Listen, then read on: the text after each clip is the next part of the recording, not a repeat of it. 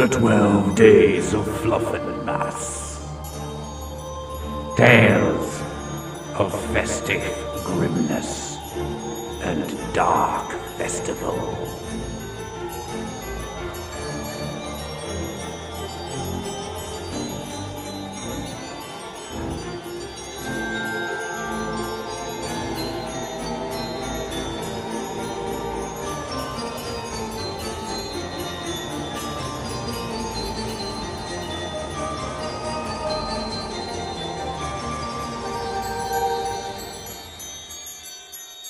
ULRICZEIT.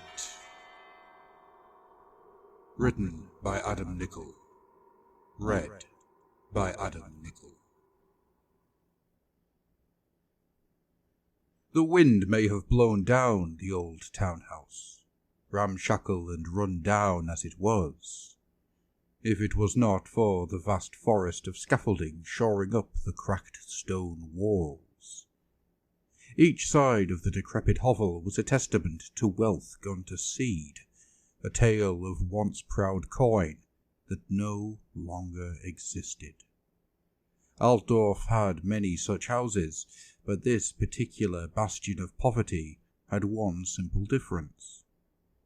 The occupant was quite rich. His shuffling form comes across the threshold, threadbare robes surrounding a shape so akin to that of scarecrows that the image of such a being giving up the rural life and heading towards society seemed remarkably plausible. Abiram Scant was muttering under his breath, counting as he went. Unlocking the growth-covered portal to his cracked and corroded home, he let out a small cackle, a chortle that held no source of mirth, but the unpleasant odour of pain done to others, and the joy taken by such pain. Scant was returning from making a deal that sold both orphanage and orphans to a business that made coal. He assumed that the orphans would be put to work and the orphanage wood would be burnt, but it could easily be the other way around. Scant chuckled again, noting that tomorrow he would be taking the lease on a long-standing adoption agency for domestic animals. Scant knew that the Imperial forces were always in need of meat, and he lamented that first meeting where he had mentioned his orphanage idea to the cookmasters. Scant sat upon his one leather chair within his home, inside the one room he still used, his chests of gold and coin stacked high around him, his fire barely lit, giving out more smoke than heat, and even then, barely any of either. With the day's earnings counted out and placed into the correct chests, he tallied up his current fortune and gave a grim, satisfied nod. Scant had made himself another small fortune with this day's dealings, including the seal clubbing holidays in Nausicaa. This had been the second time he had managed to successfully sell the expedition, now that the protests had stopped since the last collection of paying customers had been eaten by the marauder tribes of the area. The sound of knocking put heed to Scant's mirthsome thoughts, and he spun towards the sound, realizing in an instant that the knocking comes not from his front door, but from the broom cupboard to the far side of his room. Scant considered this for a second, before realizing that his one remaining servant, a boy that Scant had never bothered to know the name of, must have locked himself within the tiny space. "I should leave the fool in there," Scant mutters, "but a whipping would raise my appetite before bed." Striding across towards the noise and unlatching the door, Scant drew in a breath, ready to bellow at the boy. Before the sight took away his bluster, within the tiny room stood not a mop and bucket, but a grave in grass. As he stood, trying to understand, the grass jumped and moved, shifting, as an arm with ring-covered fingers broke the surface, followed by another, and a hollow-eyed corpse drags itself from the grave within the cupboard. An eyeless, rotten skull rears towards Scant. A deathless whisper falls from the jawless mouth. "Scant! Scant! You have been witness, Abiram. Witnessed and chosen on this ULRICZEIT This is a night of piety, and you have proven yourself unpious. Be warned, and beware. You will be visited by 4 heralds this night, and choose one to pledge to you must. Scant shook himself. Burger? He murmured, half in fear and half in amazement. Johann Burger? You were burnt by witch hunters these 6 years past. You are quite dead. The corpse form pointed a finger at Scant. Yes, for I was also visited for my deeds of darkness, for my need for coin and greed over human life. I chose a herald and walked towards oblivion. "Bah!" spat Scant. Bah to you, Wraith! I would spit in your eye, but you have none to use as a target. You are a dream of the proof of the maddening disease the poor have brought to Altdorf. A fever are you, to match the welts and buboes that I shall surely have come the morrow. No dream am I, nor sickness of mortal creation, retorted the creature. I am the sickness of the spirit-given form, to warn you of the night to come. I have given my warning. Now I must return to my master. Be warned, Scant, for you are doomed this night, and only Ulrich and Sigmar may save you if they find it worth their time. Otherwise, I shall soon welcome you to damnation alongside me.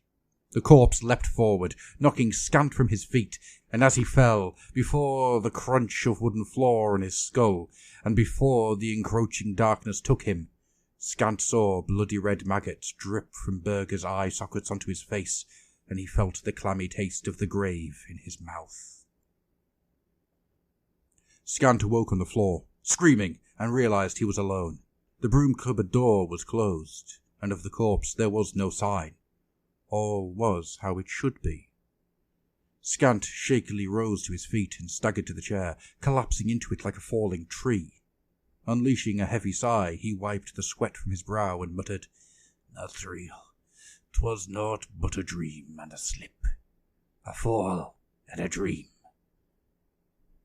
He became aware that his chair felt smaller than usual, and he squirmed, trying to find his usual comfortable spot, and became aware of a thin veneer of slime on the leather of the arms.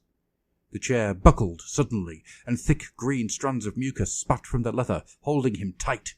Scant began to scream, but the mucus filled his mouth. From the top of his vision he saw the chair bulge and lunge, stretching out from behind him to form a one-eyed face, green and dripping. The yellow-toothed mouth of the face spoke, mere inches from Scant's face. "You are allowed to seize, to run rampant, and cause the death of hope in entire generations. You have let Grandfather Nurgle gain a foothold in homes that would have been otherwise barred to him. You would make a wonderful reclord in his name. And thus I bring you the first offer. Become a pestilent child for the grandfather, and you may continue your horror for generations long after death would have claimed you." Scant gurgled and thrashed, trying to release himself from the stinking horror that licked his face with a long purple tongue. He steeled himself and swallowed to clear his mouth. "No," he screamed. "I shall not. I am no demon fondler, no lover of darkness. I work for my own gain, no other." The chair released its grip and he fell, sprawling over the floor. Scampering at high speed, he backed away from the leather chair, sitting as it was, red leather and no longer dripping. Breathing heavily, Scant decided to be away from this place, and began to dress hurriedly. He took his shoes that were handed to him, and stopped, realizing just what had occurred. He turned and saw a long-limbed female form sitting on his bed next to him, dressed in light silks, with a thicker material covering her face, only showing her eyes. "Abiram," the figure purred, "you have caused so much beautiful pain with your ego and your excessive greed of coin. Would you come with me to the palace of Slanesh and see what such coin would buy? Would you come with me now and pledge to swap such banality of these surroundings for excess you could never experience whilst living the life of a miser? Let me open your eyes and change your gold lust to one of a much more physical collection." Scant stood transfixed for a second, mesmerized by the movements and the voice of the herald, before suddenly remembering himself and grabbing at the throat of the intruder. "No!" he screamed again. "I am not for the pleasure of no flesh, only for the pleasure of my coin. There is no temptation in me for you and yours." Snatching the mask away from the herald, he swore and stood back in horror as the sharp-toothed monstrosity smiled and snapped long claws that Scant could swear had not been there a moment ago. She moved, quicker than thought, and dragged Scant in towards her, before sinking her teeth into his shoulder and throwing him across the room. Scant rolled on his landing, feeling the bruising and the sensation of a leg most likely broken. As he had expected, as he looked up, his bed was made and tidy, no sign of the creature that had grappled with him just seconds before. As he rose, he became aware of one of his chests, the one that held the gold ingots, was open, the lock smashed. Anger overriding his sense, Scant dragged and limped his way towards the box and carefully peered inside. It was empty. Scant's reaction was animalistic, rage overwhelming his fear. And suddenly, without warning, the chest gouted a stream of blood directly into his face and his open, howling mouth. Scant was knocked away from his feet again, and the blood shot in a thick jet onto his ceiling, where it puddled in a way that paid no heed to gravity. Within the pool, a shape shimmered into focus, a bulky, horned creation with yellow eyes peering into Scant, the only colour standing out from the red of the blood that settled above him. "Your actions have caused the death of hundreds of your own kind. You have shown single-mindedness only seen in the greatest of warlords, and never once have you considered any other path. You create nothing but bodies and skulls. You alone have killed more with a pen than any battle of the last decade. Be one with Khorne. Witness the pleasure of seeing such death in person. Sit not with quill in hand, when you could have sword or axe." Scant felt sanity slipping away. This was more monstrous than the previous two heralds. There was no seduction here, merely a statement of fact, spoken in cold fury. "No," Scant whispered, unable to take his eyes from the visage within the blood. "I am no murderer. I accept that people have died due to my actions. But show me a man who cannot make that truth, and I will show you a liar. Our choices are to benefit ourselves, and we make them. It is up to those affected to make choices to benefit themselves, but instead they sit in squalor and ask for handouts. I am no worshipper of skulls." Those words spoken, the herald vanished, and with his disappearance, the blood fell from the roof in a tidal wave, knocking the breath from Scant. Blinking, he saw that while he remained covered in the red liquid, his floor was as clean as it was when he had arrived home. Slipping on his own viscera-covered limbs, he made again for the door that led to the street, to safety from the madness that had taken him. Heart pounding, he reached out to turn the knob, and his hand met something long and pointed, feeling like ivory, rather than the round brass shape he had expected. Recoiling in horror and blinking the blood from his eyes, he saw he had grasped the beak of some short-hooded, bird-like creation. It peered at him with open mockery, and raised its wing-like arms. Your actions have forced otherwise law-abiding peoples to turn to crime and to secrets in order to live. You have managed to turn more to chaos and to Zeech than any cult leader in your lifetime. Come now and be a scribe in the Silver Tower, and see what wonderful misfortune that incredibly selfish brain can plan for the citizens of this world. Scant grabbed at the herald, ramming it against the doorframe. I am not for sale, not for bargaining, he shouted at the beaked head. I cannot be bought, for I am the master merchant. I have risen where so many of my fellows have fallen. I am richer than the burgomeisters, for I do not spend. I am Eberim Scant, and I am no cultist, no master of misfortune. The bird creature squawked its laughter, and slapped Scant with a talon, with enough force to draw blood across his face. Throwing the herald to the side, Scant bolted for the door and out into the snow. He made it to the opposite side of the street, colliding with a heavy form. Clutching with the man he had ran into, he asked, How long was I in there? How long did they torment me for?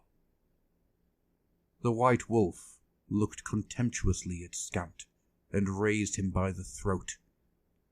It is ULRICZEIT, witch, he spat, looking at the runes and the marks of darkness that covered the body of Scant. It is the night to burn and purge such creatures of darkness as you. Scant began to scream again, as he was pulled by the white wolf of Ulrich towards the fire at the mouth of the street.